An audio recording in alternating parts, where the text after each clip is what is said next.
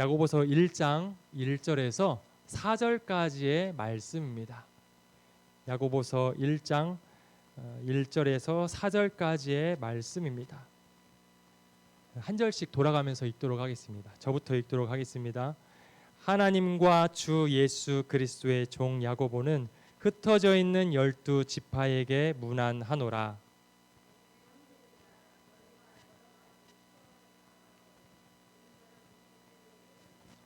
이는 너희 믿음의 시련이 인내를 만들어내는 줄 너희가 알미라.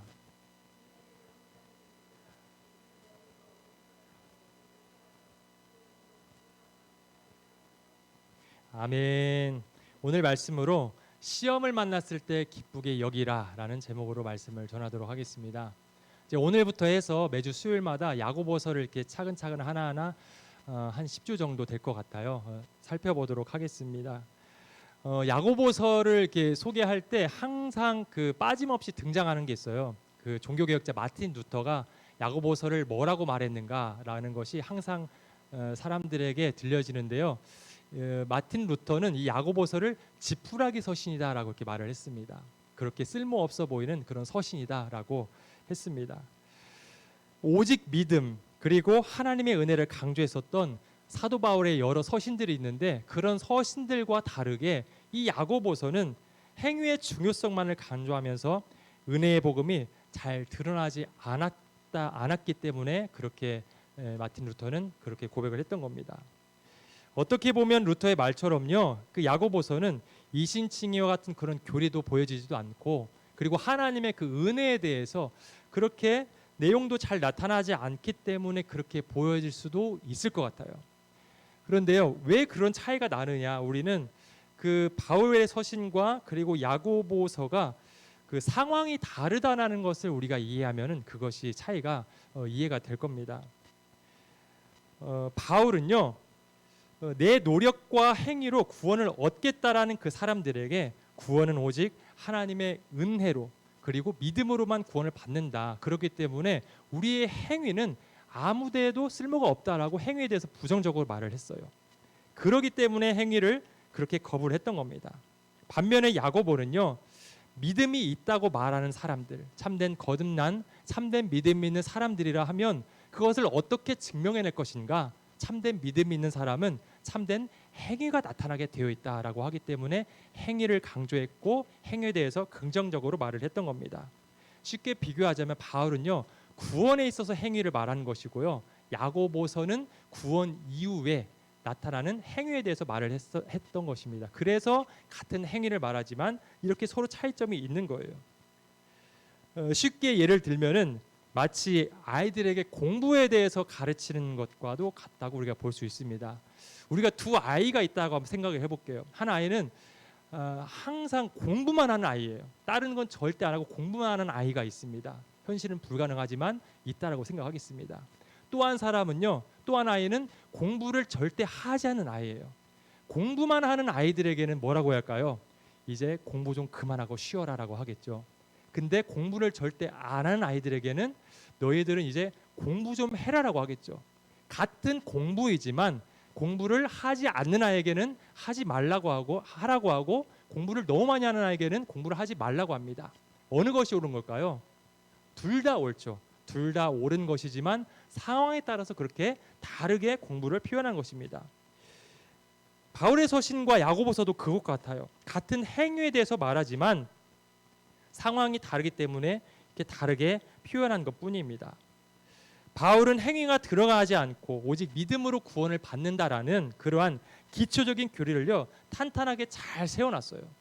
그렇다면 이제 야고보서는요, 그렇게 오직 믿음으로 구원받은 성도는 행위로 나타나야 한다고 하면서 뼈대를 세우고 지붕까지 세웠다라고 우리가 볼 수 있습니다.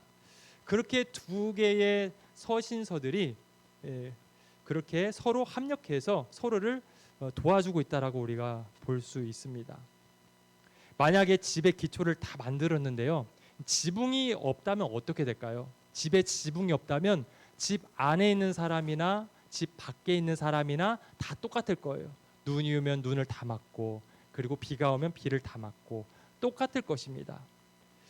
우리의 모습이 이와 같지 않을까요? 지붕에 없는 집에 사는 사람들처럼 교회 안에 있지만 행위라는 지붕이 없어서 하나님을 믿지 않는 사람들이나 교회 밖의 사람들이나 교회에 있는 우리들이나 똑같은 그런 모습으로 살아가고 있지는 않을까요? 우리는 이미 산 위에 있는 그런 집과도 같은 사람들입니다. 숨길 수가 없고요. 이미 사람들에게 다 드러났고 다 보여지고 있습니다. 그런데 그 우리의 모습을 다 발견한 세상 사람들의 평가가 무엇인가요? 하나님 믿지 않는 우리나 하나님 믿는 너희들이나 똑같다라는 것입니다. 행위에 있어서 별 다를 바가 없다라는 것이 요즘에 그런 사람들의 고백이에요. 우리는 하나님을 믿고 있고요. 성경도 알고 있고요. 교리도 너무나도 잘 알고 있어요. 그런데 행동하는 것은 믿지 않는 사람이나 거의 비슷하게 행하고 있습니다. 마치 지붕 없는 집에 사는 사람처럼 교회 밖의 사람들과 다를 바가 없어 보이는 게 바로 우리의 모습이에요.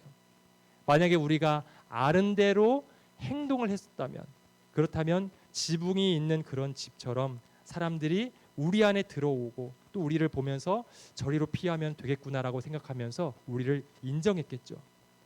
그런데 지붕이 없는 집의 사람처럼 행위가 없는 우리의 모습을 보면서 세상 사람들은 우리를 가볍게 여기고 있습니다.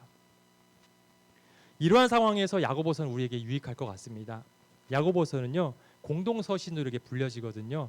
공동으로 쓰여졌다는 것이 아니라 편지를 받는 사람들이 공동으로 함께 읽는 서신이다 해서 공동서신입니다. 그렇기 때문에 특정한 교회나 특정한 사람에게 쓰여진 것이 아니라 모두가 함께 읽으라고 쓴 거기 때문에 많은 사람들이 함께 적용하기가 좋은 성경이에요. 그때도 그랬다면 지금도 동일하겠죠. 우리 모두가 보편적으로 읽고 적용하기에 좋은 성경이 바로 이 야고보서입니다. 지금도 우리에게 그렇게 유익하다고 볼 수 있습니다. 이 야고보서를 계속해서 매주 살펴보면서 우리의 모습이 지붕 없는 교회의 모습과 같지 않은지 돌아보길 원하고요. 그리고 신행일치, 믿는 것과 행동이 일치되는 언행일치, 우리의 말과 행동이 일치되는 그러한 행동으로 살아감으로써 많은 사람들이 우리에게로 피하게 되는 그러한 복된 시간들이 되기를 간절히 바랍니다. 오늘은 첫 시간이라서 약간의 서론과 함께 오늘 본문 말씀으로 들어가도록 할게요.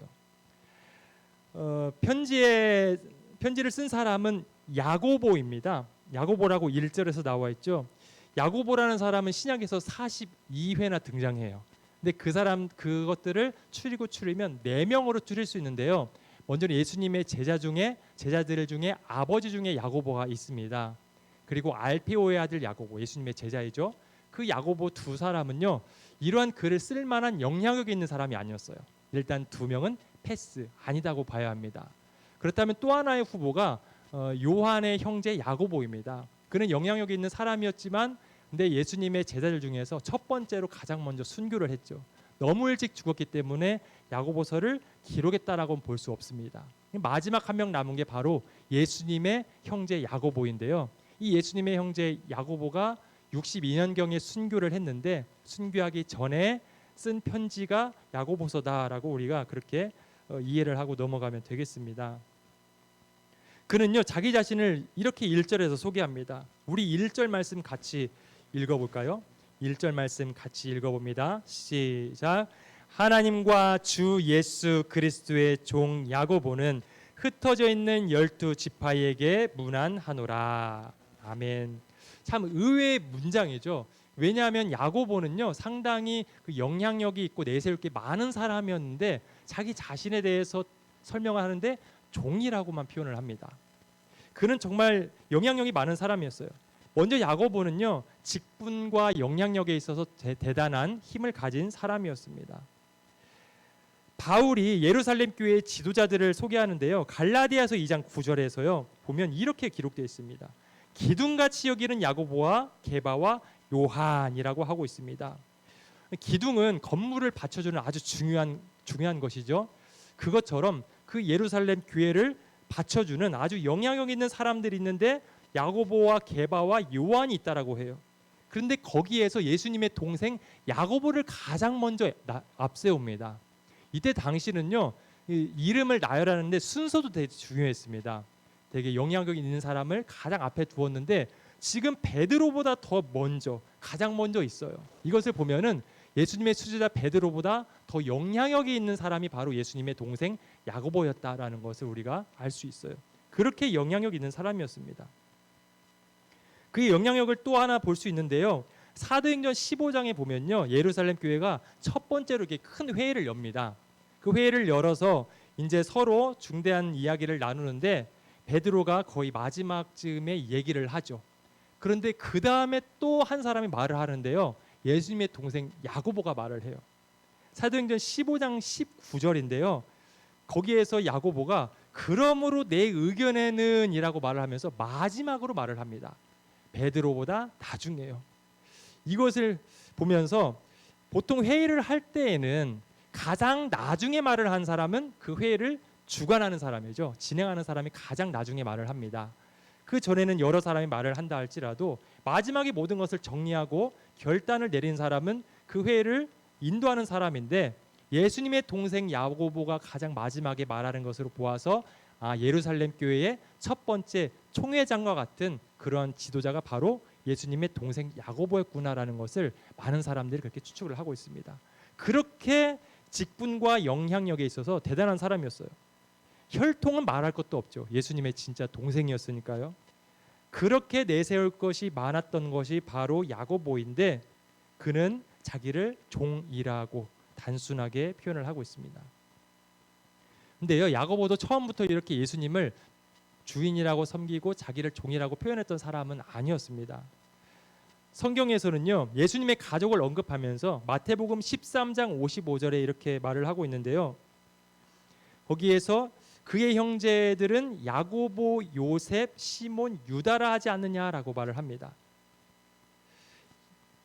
이렇게 예수님의 그 형제들에 대해서 말을 하고 있는데, 그 형제들이 그 예수님에 대해서 어떻게 고백하느냐, 요한복음 7장 5절에서는요, 이는 그 형제들까지도 예수를 믿지 아니함이러라라고 말을 합니다.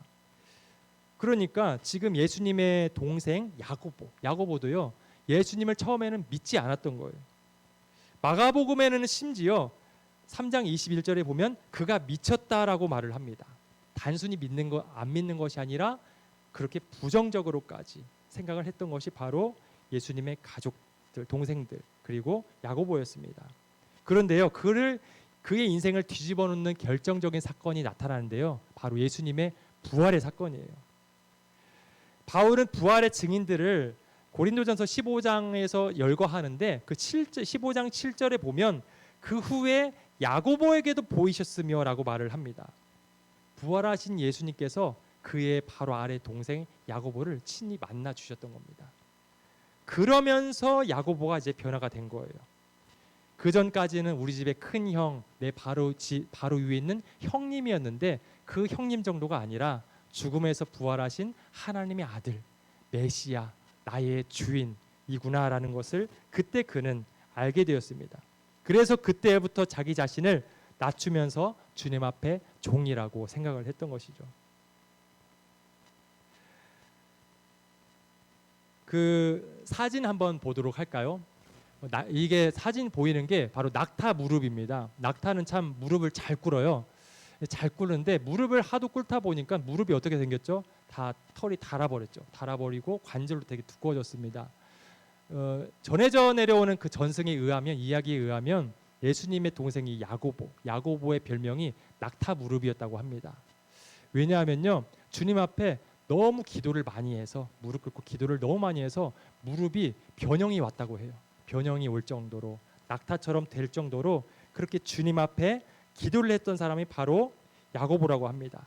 그 전에는 예수님을 믿지 않았고 오히려 미친 사람이라고 여겼었던 그 야고보가 예수님을 만난 이후로는 그 예수님을 주님이라고 여기면서, 종이라고 여기면서 이렇게 무릎으로 사는 사람이 되었습니다. 직분이나 혈통이나 이렇게 내세울 만한 것이 참 많았었던 그 야고보였는데요, 그는 하나님 앞에서 종이라는 자기 인식이 분명했습니다. 인사말부터가 그게 드러나요. 지금 우리에게 필요한 것도요, 이러한 자기 인식인 것 같아요. 우리는 하나님 앞에 종일 뿐이죠. 전도할 때 자주 사용되는 그런 의자의 예화가 있습니다. 다음 화면 한번 보여주시겠어요?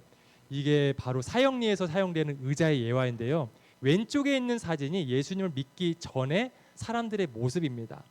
의자에 나라는 글씨가 써 있죠. 내 마음의 중심에 내가 주인이 되어서 모든 것이 내 마음대로 돌아가는 겁니다. 내가 하고자 하는 대로요. 그러한 그가 예수님을 만나게 되면 그 오른쪽 사진으로 바뀌게 되어요. 내 중심을 예수 그리스도께 내어 맡기고 나는 그분의 종으로 내려가는 거죠. 그때부터 모든 것이 예수님을 중심으로, 나의 주인이신 주님을 중심으로 돌아가게 되어 있습니다.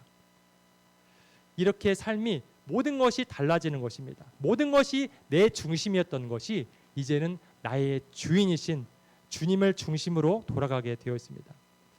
나는 더 이상 주인이 아니라 이제 주님의 종인 것이죠. 이것이 바로 성도의 자기 인식이에요. 성도들의 모습입니다. 그렇다면 우리는 과연 주님의 종으로 살아가고 있을까요? 제가 이 설교를 준비하면서 목사 안수 받을 때를 한번 생각해 봤습니다. 참 벌써 이제 3년이 이제 가까이 돼가네요. 목사 안수를 받은 지가요. 참 궁금하죠? 어떤 느낌인지요. 우리 성도님들도 궁금하시면 신학을 하시고 목사 안수를 받으시면 되겠습니다. 근데 쉽지 않은 과정이에요. 물론 강도사 인허를 받을 때에도 감격이 있었어요. 근데 목사 안수 받을 때에는 그것과는 정말 차원이 다른 부담감과 두려움과 이제 감격이 있었습니다. 그 사명을 받았을 때에도 하나님께 고백을 했거든요. 근데 그때 안수를 받으면서 또 하나님께 고백을 했어요. 하나님, 저는 주님의 종일 뿐입니다. 주님의 마음대로 저를 사용해 주세요. 어떻게 무엇을 말씀하시든지 저는 그대로 순종할 테니까 저를 사용해 주세요. 이렇게 고백을 했습니다. 지금 그렇게 보이나요? 참 많이 따끔합니다.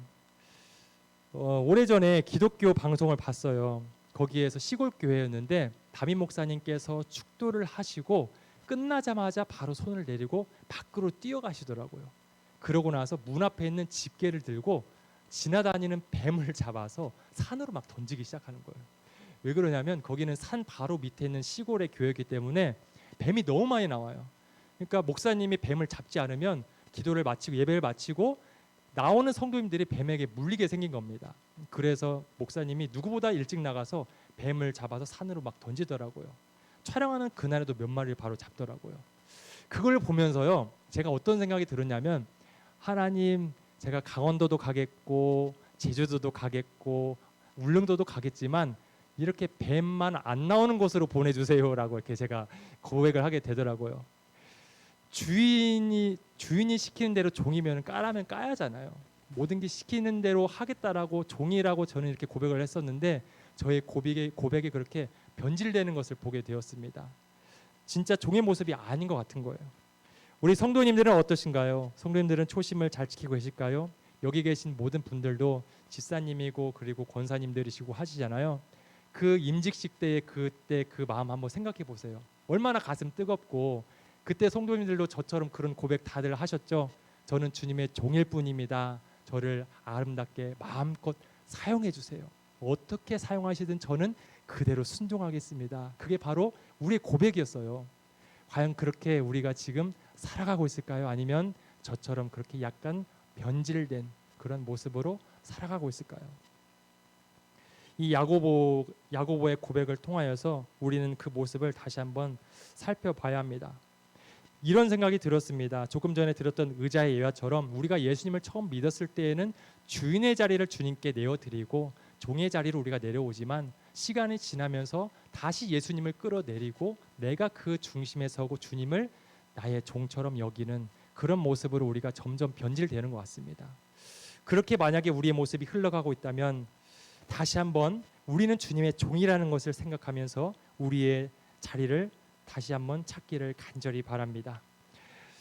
야고보는요, 이제 편지에 받는 사람들을 12지파라고 이렇게 말을 하고 있어요. 10이라는 것은 성경에서 완전한 숫자를 상징합니다. 그래서 완전한 것을 표현하고 싶을 때 10을 사용했었어요.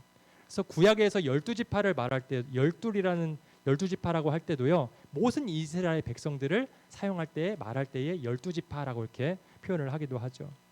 그러니까 지금 야고보는요. 신약 시대에 지금 흩어져 있는 모든 그리스도인들에게 편지를 쓰고 있다라고 보면 될 것 같습니다. 그들은 지금 흩어져 있는 상태에 있었어요. 스데반 집사님이 순교한 이후에 기독교의 박해가 너무 심해져서요. 그대로는 살 수가 없어서 그들은 뿔뿔이 구석구석으로 다 흩어졌습니다.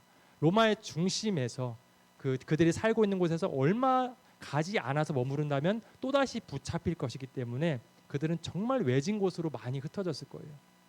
그렇게 흩어지다 보니까요. 고립되었겠죠. 이전에는 함께 울고 웃어주는 사람들이 있었는데 그런 사람도 없습니다. 박해가 있었어도 숨겨주기도 하고 먹을 것을 몰래 주기도 하고 하면서 도와주게 되는데 이제 그런 사람들도 없어요. 모든 것이 끊겼습니다. 그렇게 여러 가지 문제들을 지금 겪고 있었어요. 그들은 신앙적으로 문제를 겪고 있었습니다. 이방 지역에 가서 이제 그들이 모일 수 있는 그런 장소도 없었습니다. 회당도 없었고 예배도 없었기 때문에 그들의 신앙적으로 상당히 유지하기가 어렸을 거예요. 또 경제적으로도 많이 어렸을 것입니다. 그들 대부분은 가난했었는데 가난한 상태에서 또 다른 곳으로 흩어지게 되었고 또 중산층이 있다 할지라도 갑작스럽게 움직였기 때문에 모든 것을 제값에 팔지도 못하고 챙기지도 못하고 갔을 거예요. 새로운 일을 구하기도 힘들었고요. 일을 하고도 제대로 돈을 받지 못하는 일도 허다하게 있었습니다. 또 멀리에서 왔기 때문에 피해를 보더라도 보상을 받지도 못하고 사람들이 그들을 지켜주지도 못했습니다. 정말 소수의 약자들이었어요. 그래서 불평등하게 대우를 많이 받기도 했습니다. 지금 그 흩어진 성도들은요. 경제적으로, 정치적으로, 사회적으로 볼 때에 너무나도 열악한 그런 상황 가운데 있었습니다. 너무나도 큰 불안감에 시달려 있었어요. 이렇게 곳곳에 흩어져서 불안한 가운데 여러 가지 시험을 당하고 있는 그 성도들에게 지금 예수님의 동생 야고보가 편지를 쓰고 있는 것입니다. 이렇게 다양한 시험을 당하고 있는 성도들에게 편지를 쓰는데요. 비록 그들이 다양한 시험들을 겪고 있지만 그 안에서는 또한 기뻐할 수 있다라고 야고보는 그 말을 하고 있어요. 2절 말씀인데요. 우리 한번 다 같이 2절 말씀 한 목소리로 읽어보도록 하겠습니다. 시작. 내 형제들아 너희가 여러 가지 시험을 당하거든 온전히 기쁘게 여기라. 아멘. 기쁘게 여기라라고 하고 있습니다. 왜 그들이 기쁘게 여길 수 있을까요? 어떻게 시험 앞에서 지금 웃을 수 있는 상황이 아닌데 그 상황에서 어떻게 웃을 수 있을까요? 그런데요. 분명한 이유까지 제시하고 있습니다. 3절인데요. 우리 3절 말씀 한번 읽어보도록 하겠습니다. 시작. 이는 너희 믿음의 시련이 인내를 만들어내는 줄 너희가 알미라. 아멘. 먼저 그들이 웃을 수 있는, 기뻐할 수 있는 첫 번째 이유는 시험 앞에서 그들의 믿음이 살아있다는 것을 발견할 수 있기 때문입니다. 3절에서 너희 믿음의 시련이 인내를 만들어낸다고 하는데요. 여기서 믿음의 시련이라고 하고 있죠. 믿음의 시련에서 이 시련은 검증이라는 의미도 포함을 하고 있어요. 그러니까 이 원어를 풀어서 말하자면요. 평소에는 쉽게 잘 드러나지 않았어요. 드러나지 않았는데 어떠한 계기를 통해서 드러나게 된 것, 이것을 의미합니다. 정말 생각해보면 그런 것 같아요. 성도가 된 우리가 여러 가지 시험들을 만나면서 당해서 흔들리게 되면 그 우리 속에 있는 진짜 믿음이 드러나게 되는 것 같아요. 마치 리트머스 시험지가 어떤 용액에 집어넣었을 때에 그에 따라서 다양한 색깔로 나타나듯이 평소에는 모릅니다. 정말 내 속에 무엇이 들어있는지, 나의 믿음이 참된 믿음인지 거짓 믿음인지 큰 믿음인지 작은 믿음인지 아니면 믿음이 없는지 분별을 할 수가 없어요. 하지만 우리가 시험을 만나게 되면 그 앞에서 우리의 믿음이 드러나게 됩니다. 마치 향유를 담은 옥합이요 깨지면 향기가 나고요. 다양한 여러 가지 잡다한 것이 들어있는 그릇이 깨지면 그것들이 쏟아지는 것처럼 참 당할 때는 힘들지만 그 시험들이 우리에게 닥쳐왔을 때에 거기에 내가 부딪히면서 나의 모습이 깨지면서 내 안에 있는 보여지지 않는 믿음이라는 것이 드러나게 됩니다. 사무엘상 28장에 보면요. 사울의 이야기가 나오는데 블레셋 군대가 진을 치고 이제 이스라엘에게 이제 전쟁을 하려고 합니다. 너무 다급한 상황이에요. 그래서 하나님께서는 꿈으로도 말씀하지 않으시고 우림으로도 말씀하시지 않으시고 선지자로 말씀하시지 않으시고, 그러니까 그 나라의 왕인 사울 왕은요 상당히 마음이 타들어갔어요. 그 앞에서 그가 어떤 행동을 했을까요? 엔돌의 신접한 여인을 찾아갔습니다. 만약에 사울이 참된 믿음을 가지고 있는 사람이었다면 그 블레셋이 코앞에 있는 상황이랄지라도 주님을 더욱더 붙잡았을 거예요. 근데 그에게는 그러한 믿음이 없었습니다. 그렇기 때문에 신접한 여인을 찾아갔습니다. 사울은요 이 블레셋이라는 그 강력한 시험 앞에서 자기의 감추어졌었던 그 믿음이 드러나게 된 것입니다. 예전에 들었었는데 시골의 교회에서 있었던 일입니다. 어떤 교회에서요 고추 농사를 지으시는 분이 그 고추를 이제 집에 놓고 예배를 드리러 왔어요. 그리고 예배를 드리고 집에 가 보니까 그 고추가 다 사라진 겁니다. 그래서 거기서 너무 시험을 받은 거예요. 그래서 그 성도님이 그 고추 몇 근을 도둑질 당해서 그때부터 교회를 안 나왔다고 합니다. 어떤 분은 교회를 나오는데 교회를 오다가 넘어져서 다쳤어요. 많이 다치지 않았겠죠. 근데 교회에 오다가 다쳐서 마음이 상해서 하나님께 실망해서 교회를 그 다음부터 다니지 않으시는 분도 있습니다. 근데 이와 반대로 어떤 분들은요 그 예수님을 믿는 도중에 사업이 망한 분도 있어요. 부도당한 분도 계시죠. 그렇지만 그럼에도 흔들리지 않고 하나님을 끝까지 섬기시는 분도 계시고, 그리고 자녀분이나 남편과 아내를 잃었음에도 불구하고 여전히 이전처럼 하나님을 붙들고 살아가는 그러한 분들도 있습니다. 이처럼요 시험이 닥쳐오면 그 안에 어떠한 믿음이 있는지 반응이 다 달라집니다. 시험 앞에서 그 안에 보여지지 않았었던 그 참된 믿음이 드러나게 되는 거예요. 참된 믿음이 있는 사람도 처음에는 믿지 않는 사람과 비슷하게 한숨을 쉴 수 있어요. 그리고 원망과 절망이 나올 수도 있습니다. 하지만 결국에는요 참된 믿음을 가진 성도는 놀랍게도 그 밑바닥부터 솟아오르는 부인할 수 없는 그 소망의 근거를 찾습니다. 다시 하나님을 붙들게 되는 것이죠. 그 믿음을 발견하게 됩니다. 그래서 내가 하나님을 붙잡고 있구나, 나의 안에 믿음이 있구나라는 것을 생각하면서 기뻐할 수 있는 것이죠. 우리가 여러 가지 시험 앞에서 기뻐할 수 있는 두 번째 이유를 또 말하는데요. 두 번째는 온전케 하시는 하나님 때문입니다. 4절 말씀인데요. 우리가 4절 말씀 같이 읽어보도록 하겠습니다. 시작. 인내를 온전히 이루라. 이는 너희로 온전하고 구비하여 조금도 부족함이 없게 하려 함이라. 아멘. 시험 앞에서 내가 하나님을 향한 참된 믿음이 있다는 것을 확인한 그 성도는요, 이제 그것으로 인하여서 인내하면서 버틸 수 있는 힘이 생깁니다.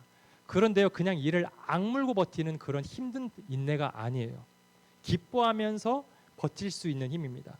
왜냐하면요, 그 인내하는 과정이 온전한 모습으로 나아가는 과정이라는 것을 알기 때문입니다.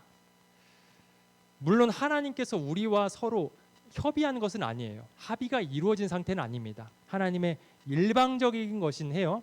하지만 하나님은요, 우리를 온전하게 만드시겠다라는 그런 목표를 정하셨어요. 그리고 그 목적을 이루기 위해서 지금도 우리로 하여금 인내하면서 갈 수 있도록 이끌어가고 계십니다. 하나님께서 온전하게 하신다고 하는데요, 이 온전하다는 것은 우리에게 흠이 없다, 결점이 없다라는 것만을 말하지 않아요. 제대로 된 모습을 갖추었다라는 그러한 의미를 가지고 있습니다. 우리가 물건을 샀을 때에 그 물건이 좀 부서져 있고 망가졌으면 이거 온전하지 않네라고 말을 하잖아요. 또 우리가 과일을 살 때에도 과일의 속이 좀 상해져 있고 깨져 있고 그렇게 골마 있으면 이 과일은 온전하지 않네라고 그렇게 말을 합니다. 그런데 제대로 된 흠이 없는 좋은 것을 발견했을 때 우리는 그것이 온전하다라고 말을 하죠. 사람도 그렇습니다. 사람도요, 하나님께서 원래 지으신 목적대로 살아가지 못한다면 그 사람은 온전한 사람이라고 할 수가 없겠죠. 소금의 맛을 잃어버린 사람, 어떻게 하면 또 맛이 간 사람이라고 사람들이 부르기도 합니다. 하나님께서는요, 그러한 사람 우리들을 시험과 인내의 과정을 통해서 하나님의 자녀답게 빚어가고 계세요. 바울은 그것을 하나님의 뜻이다라고 확실하게 말을 하고 있습니다. 우리 에베소서 1장 4절 말씀 한번 같이 보도록 할까요? 에베소서 1장 4절 말씀인데 우리 같이 한 목소리로 읽습니다. 시작. 곧 창세전에 그리스도 안에서 우리를 택하사 우리로 사랑 안에서 그 앞에 거룩하고 흠이 없게 하시려고. 아멘. 우리를 향하신 하나님의 뜻은요, 우리를 단지 구원하고 끝나는 것이 아니에요. 이 말씀에 보니까요. 그 결과만이 아니라 그 과정에서 우리를 하나님 앞에서 거룩하고 흠이 없는 온전한 사람으로 세우는 것까지 포함합니다. 바울은 이것을 창세전에 세우신 목적이라고 말을 하면서요, 우리를 온전하게 만들어 가시고자 하는 그 하나님의 그 계획이 이미 하나님의 뜻 속에 처음부터 들어 있었다라고 이렇게 말을 합니다. 하나님은요, 우리를 단지 살려만 두시는 그런 분이 아니라요, 우리가 자녀답게 살아갈 수 있도록 완성하시는 그런 하나님이십니다. 이 사실을 우리가 만약에 이해한다면 이 시험을 통해서 연단되어지는 이 과정들이 다르게 보이기 시작할 겁니다. 대장장이는요, 그 쓸모없는 고철을 용광로에 뜨겁게 달궜다가 두들겼다가 찬물에 넣었다가 또 용광로에 했다가 여러 번 그렇게 반복을 한다고 합니다. 여러 번 반복을 하는 것은요, 쓸모없는 그런 행위들이 아니죠. 그러한 여러 가지 반복되는 행위를 통해서 나중에 하나의 결과물이 나옵니다. 우리의 시험들이 바로 이것과 같은 거예요. 하나님은 우리를 온전한 사람으로 만들기로 작정을 하셨는데 그 온전한 모습으로 만들기 위해서 여러 가지의 시험들을 통하여서 연단하시고 그래서 우리를 그 완성품으로 나중에 만들어 가신다는 것입니다. 온전한 모습으로 우리를 만들어 가세요. 그러니까요, 우리가 지금 가고 있는 길은요, 점점 완전한 모습으로 가고 있는 모습이라는 겁니다. 나는 언제까지 기다리는 것일까? 언제까지 나는 아직이어야 하는 것일까? 이런 질문들 많이 합니다. 이유 없는 기다림의 땅에 갇혀 버릴 때에 우리는 하나님, 저는 왜 이렇게 느리나요? 저 되지 않았나요?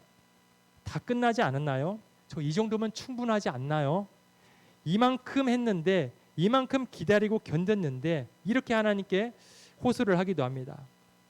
현실은 불안하고요, 내 능력은 끝이 보이고요, 주님이 이제 뭔가 해주실 때가 됐는데 도움은 보여주지 않고 계속해서 내려놓을 때만 있는 때가 있습니다.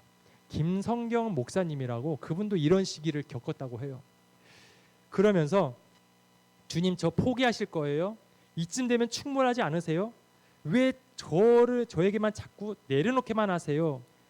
저 이러면 진짜 주님을 위해서 아무것도 안 해요? 이렇게까지 협박까지 했다고 합니다. 이렇게 반항을 했는데요, 그때 평생 잊을 수 없는 하나님의 그런 음성 같은 걸 들었다고 합니다. 이런 음성이었다고 해요. 내가 너보다 잘해. 그리고 내가 너보다 더 잘 알아. 그러니까 널 완성시킬 나를 믿어. 이렇게 하나님께서 말씀하신 것 같은 음성을 들었다고 합니다. 혹시요, 하나님이 지금 아직이라고 하는 그러한 고난의 시간, 그리고 이런 시험의 시간을 겪고 있는 성도인들이 계시다면 우리 잊지 말았으면 좋겠습니다. 그 시간은요, 나를 포기하고 내가 내버려진 시간이 아니라요, 나를 완성시켜가는 하나의 과정의 시간이라는 것입니다. 고 오카느 목사님께서 이런 말씀을 남기셨다고 합니다. 하루아침에 싹이 나는 것은 다 나물이다. 거목은 정성껏 물을 주어도 하룻밤 사이에 훌쩍 자라지 않는다. 도대체 자라기는 하나 싶을 정도로 천천히 자라난다. 이런 말을 했다고 합니다. 하나님은요, 우리를 나물 정도로 생각하시는 것이 아니라요, 거대한 거목과 같은 온전한 사람으로 만들어가기를 원하십니다. 우리 모두가 이런 온전한 성도가 되기를 원해요. 예수님을 향하여서 너는 내 사랑하는 자요, 내 기뻐하는 자다라고 말씀하신 것처럼 우리도 예수님을 닮아서 너는 내 사랑하는 자다, 내가 기뻐하는 자다라고 고백할 정도로 우리가 그렇게 온전한 모습이 되기를 원하십니다. 예루살렘에서 곳곳으로 흩어져서 다양한 시험을 만났었던 그 성도들처럼 우리도 교회에서 세상 곳곳으로 흩어져서 살다 보면 다양한 시험들을 만나게 됩니다. 하지만 우리는요, 그 시험 앞에서도 기뻐할 수 있다라고 해요. 왜냐하면 그 시험을 만날 때마다 우리는요 참된 믿음을 가지고 있다라는 것을 발견하게 될 것입니다. 또한 비록 보잘것없어 보이는 인생 같고 하나님에게서 떨어져 보이는 것 같은 인생처럼 보여진다 할지라도 지금 이 과정이 하나님의 자녀답게 온전한 그리스도인으로 세우려는 그 하나님의 목적, 그 목적을 향해 달려가는 과정임을 알기 때문입니다. 우리의 모든 시험은 절대로 각각 분리되지 않아요. 나중에 온전한 모습으로 발견된 우리의 모습, 제대로 된 구실을 하는 믿음의 모습으로 세워질 그 모습을 향해서 이어지는 하나하나의 과정들입니다. 그래서 우리는요 이렇게 고백할 수 있어요. 우리 마지막 말씀 한 구절 볼까요? 욥기 23장 10절 말씀입니다. 욥기 23장 10절 말씀 우리 다 같이 읽어봅니다. 시작. 그러나 내가 가는 길을 그가 아시나니 그가 나를 단련하신 후에는 내가 순금같이 되어 나오리라. 아멘. 우리가 겪는 모든 시험들까지도 나를 순금같이 온전한 모습으로 만들고자 하시는 그 하나님의 계획 안에 있다는 것을 믿으시길 바랍니다. 우리는 지금 온전해지는 과정 가운데 있어요. 그리고 그 길을 향해서 지금 달려가고 있습니다. 이것을 믿으면서 우리에게 닥치는 여러 가지 시험들을 기뻐하며 살아가는 저와 모든 성도님들 되시기를 주님의 이름으로 축원합니다.